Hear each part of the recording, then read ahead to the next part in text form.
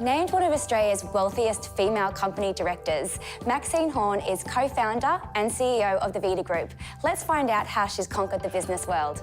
Maxine, you've taken Vita Group from one store to over 100 nationally. Tell me a little bit about your journey. Okay, well, it's a success story that's taken 22 years in the making. Started off with, as you say, the One Phone Zone store in a Pacific Fair on the Gold Coast. And essentially, I identified that the mobile phone was becoming a consumerised item and decided to start a business and put my store where customers shop, and that is in shopping centres. Great success, and just basically grew from there. So along the way, what have been the core business principles that you've stuck to? The first one is our people come first. I really do believe that if you look after your team members, you create a great environment for them to flourish in. They in turn will reciprocate by delivering great levels of customer service. And your customers keep coming back to an environment that they love. I have this saying, what gets measured, monitored and rewarded gets done. So everything that we do in this business has a target. We monitor how we're going to target, and then we reward and recognise when achievement of that target's obtained. What would you say have been some of your challenges, and how have you dealt with those? The challenges for me as a small business owner where, you know, I was the kingpin and everything evolved around me, was learning how to let go. And I think that's very important for anyone moving from a small business into making their business larger. It doesn't matter how good you are, how smart you are, you just cannot do everything. There's just not enough hours in the day. And so you have to recognise what your strengths are, and then surround yourself with people that have the strengths that you don't, and make sure that you can trust them. And then step back and let them do the job.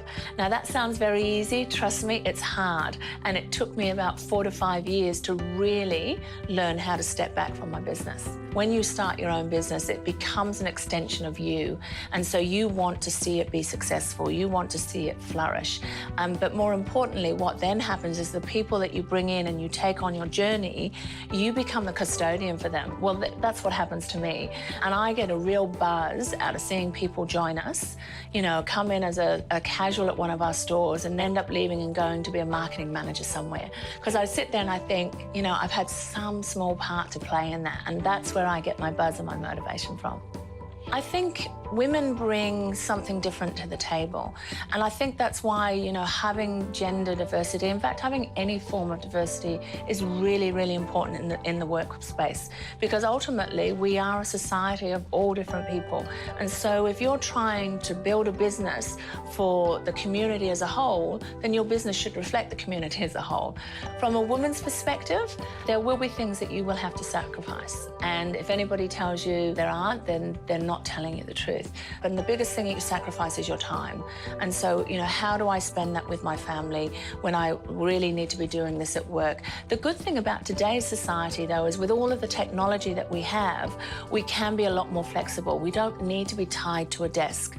We can do it at home and still be connected to the workforce.